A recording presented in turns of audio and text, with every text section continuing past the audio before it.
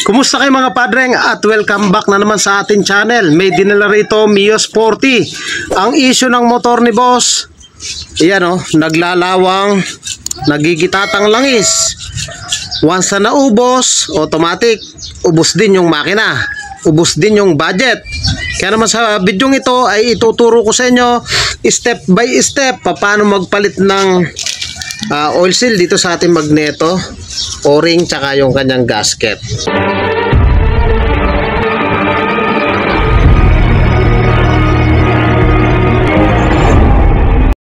At tanggalin na muna natin yung 17mm na tornilyo dito sa ating magneto at gumamit lang tayo ng puller para matanggal natin yung kanyang magneto.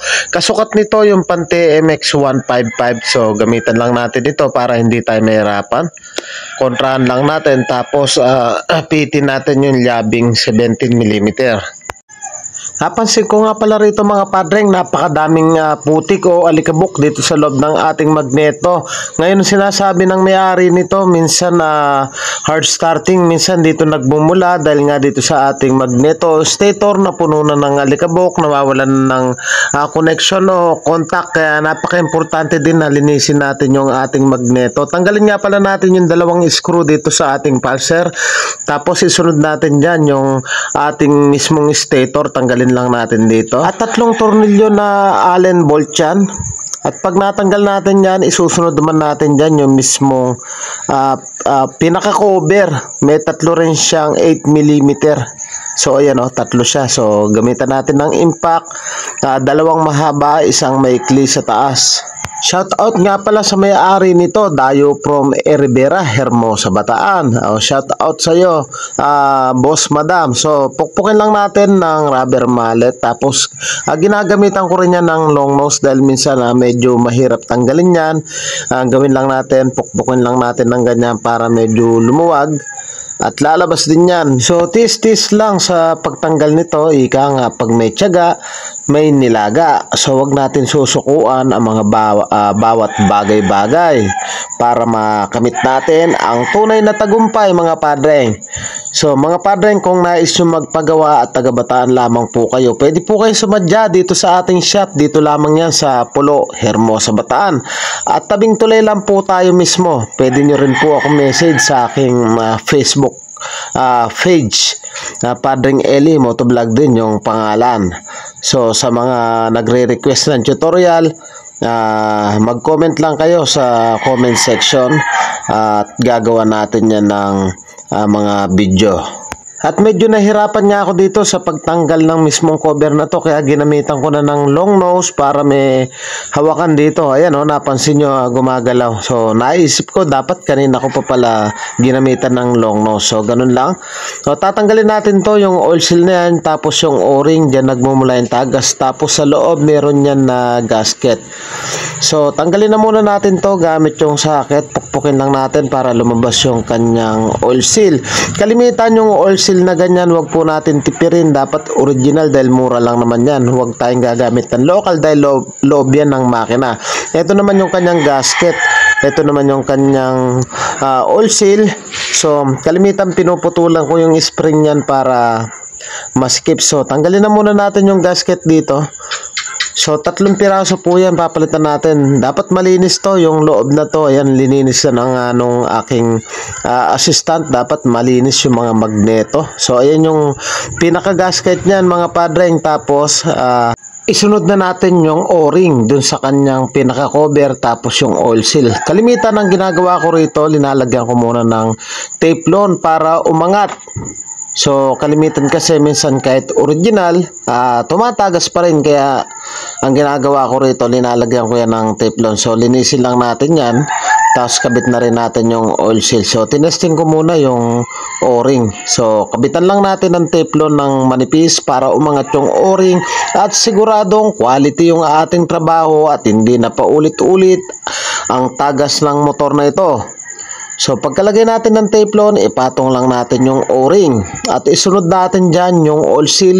Yun nga, sabi ko nga sa inyo, dapat putulan natin ng spring dahil yung spring yung pinakalabi nun, yun talaga yung lumalapat dun sa ating sigunyal. So ayan, nalagyan natin ng teflon.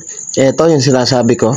O, putulan lang natin to hanggang sa humigpit kasi hindi porket original yan, sasalpak mo na lang. Dapat yan may mga discarding malupitan din.